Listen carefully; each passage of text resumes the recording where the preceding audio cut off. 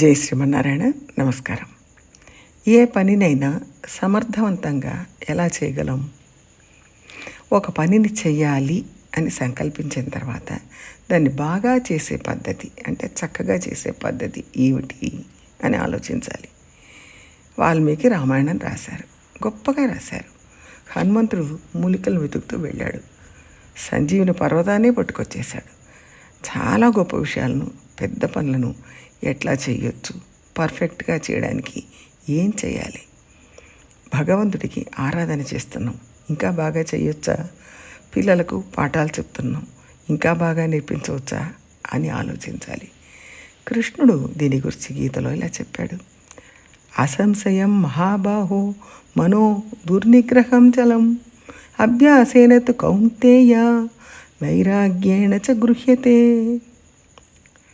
ఓ కుంతిపుత్రుడా, మనసును నిగ్రహించడం కష్టమే, అయినా అభ్యాసం, వైరాగ్యం వలన దానిని నిగ్రహించవచ్చు అని కృష్ణుడు చెప్పాడు. ఒక పనిని మళ్ళీ మళ్ళీ చేసినప్పుడు పర్ఫెక్ట్గా చేయగలుగుతాం. ఒకసారి చేసినప్పుడు తప్పు జరగవచ్చు, సరిగ్గా లేకపోవచ్చు, రెండోసారి పాడైపోవచ్చు, కానీ మళ్ళీ మళ్ళీ చేయడం వల్ల పర్ఫెక్ట్గా చేయగలుగుతాం. అన్ని పనులు మొదటిసారి కరెక్ట్గా చేయగలుగుతాం అని మన మనసులో అంచనా వేసుకోవద్దు. చాలా విషయాలు మొదటిసారి కరెక్ట్గా చేయలేకపోవచ్చు. విసుక్కోకుండా రెండవసారి చేయడానికి ప్రయత్నం చేయాలి. పరాశర భట్టర్ అనే ఆచార్యులు ఒకరు ఉండేవారు. వారి తండ్రి కూరత్తాళ్వాన్ కుమారుడికి ప్రబంధం సంత చెప్పేవారు. సంత చెప్పడం అంటే కొన్ని పాసురాలను 3 రోజుల పాటు చెప్పి శిష్యుడితో చెప్పించేవారు. ఆ తర్వాత మళ్ళీ కొత్త పాసురాలను మొదలుపెట్టేవారు. కానీ కూరత్తాళ్వాన్ తమ కుమారుడికి ఒకరోజు చెప్పిన పాసురాలను రెండవ రోజు చెప్పేవారు కాదు.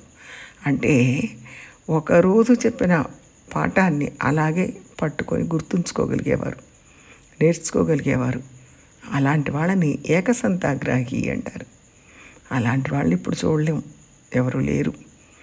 ఆ కాలంలో అలా ఉండేవారు. అందుకని మనం ఒక పనిని చాలాసార్లు చేయడానికి భయపడొద్దు, విసుక్కోవద్దు. ఎవరో ఒకరు 18 సార్లు మన దేశాన్ని కొల్లగొట్టడానికి వచ్చారు అని వింటున్నాం కదా. అది చెడ్డ పని కోసం చేసిన ప్రయత్నం, అదైనా అన్నిసార్లు చేశాడు అని చరిత్ర. రామానుజులు తిరుక్కోటియూరు నంబి దగ్గర మంచి విషయం నేర్చుకోవడం కోసం 18 సార్లు నడిచారు. కాబట్టి ఏదైనా మొదలు పెట్టగానే సక్సెస్ అవుతుంది అని మనం అనుకోకూడదు. ఎన్నిసార్లైనా సక్సెస్ అయ్యేదాకా చేస్తూనే ఉండాలి.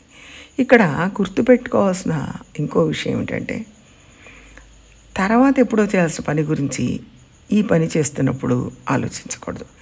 ఇప్పుడు చేసే పని మీద పూర్తిగా మనసు లగ్నం చేయాలి. తులసికి నీళ్లు పోయాలంటే ఆ క్షణాన మనసు దాని మీద మాత్రమే ఉండాలి. కానీ మనసులో చాలామందికి ఫోన్లో ఏదో ఆన్సర్ చేయాలని, ఏదో ఫోన్లో మోగుతుందని, మెసేజ్ వచ్చిందని చూసుకుంటూ అట్లా తులసికి నీళ్లు పోస్తారు, తులసి కోస్తూ ఉంటారు. అలా చేయకూడదు. ఏకకాలంలో 2-3 పనులు చేయొద్దు. అలా చేసేటప్పుడు పొరపాట్లు జరిగే అవకాశం ఎక్కువగా ఉంటుంది. కొంతమందిని చూస్తుంటాం, తిరుప్పావై చెప్తూ పేపర్ చదువుతూ ఉంటారు. తిరుప్పావై చెప్పాలి, పొద్దున్నే న్యూస్ పేపరు చదవాలి, న్యూస్ తెలుసుకోవాలి, సమయం లేదు, అందుకే 2 కలిపి చేస్తున్నాం అంటారు. ఇలా చేయడం వల్ల ప్రయోజనం ఎంతవరకు ఉంటుంది? అంటే నాకు తిరుప్పావి నోటికి బాగా వచ్చు, అందుకని నేను పేపర్ చూస్తూ చెప్తాను అంటే తిరుప్పావి అప్పచెప్పడం కోసం మనం పొద్దునే చదవడం లేదు, స్కూల్లో కాంపిటీషన్కి పోవట్లేదు.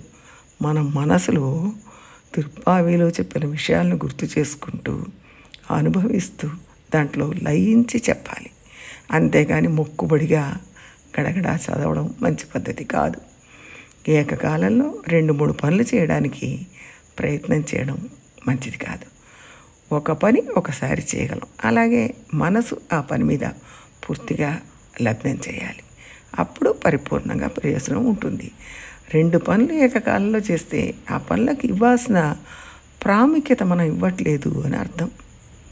మనం ఒక రోజుకి 10 పనులు చేద్దాం అనుకొని ప్లాన్ చేసుకుంటాం, సమయం చాలదు, సరిగా చేయలేక అవి జరగలేదని టెన్షన్ వచ్చి కోపం తెచ్చుకునే కంటే ఇవాళ ఈ పని చేద్దాం, మిగిలిన పని రేపు చేద్దాం అని నిర్ణయించుకొని ఒక పనిలో పూర్తిగా లగ్నమై చేయడం మంచిది.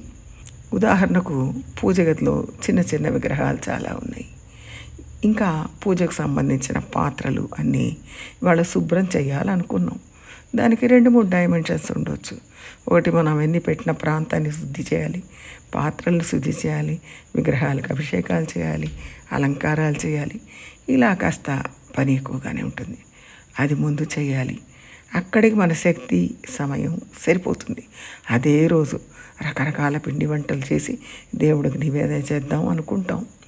2 మంచి పనులే, కానీ ఒకే రోజు చేయడానికి చాలా సమయం పడుతుంది, చాలా శక్తి కావాలి. అప్పుడేం చేస్తున్నామో అర్థం కాక కంగారు పడిపోతాం. కాబట్టి ప్రసాదాలు రేపు చేద్దాం, అలాగే అలంకారాలు ఇంకో రోజు చేద్దాం. ఒక్కొక్క పని ఒక్కొక్క రోజు తీసుకొని చేద్దాం. అన్ని పనులు ఒకరోజు చేయలేము. ముందు చేసే పని మీద మనసు నిలుపుదాం. తర్వాత పని ఏమిటి అనేది ఇప్పుడే ఆలోచించవద్దు. ఈ పని పూర్తయ్యాక అప్పుడు ఆలోచించాలి. ఏ పనైనా ఒక్కసారి చేయగానే సక్సెస్ కాదు, 2-3 సార్లు చేయాల్సి వస్తుంది. దానికి మనం సిద్ధం అవ్వాలి. మొదటిసారి సక్సెస్ఫుల్గా చేయగలం అని మనం ఎదురు చూడొద్దు.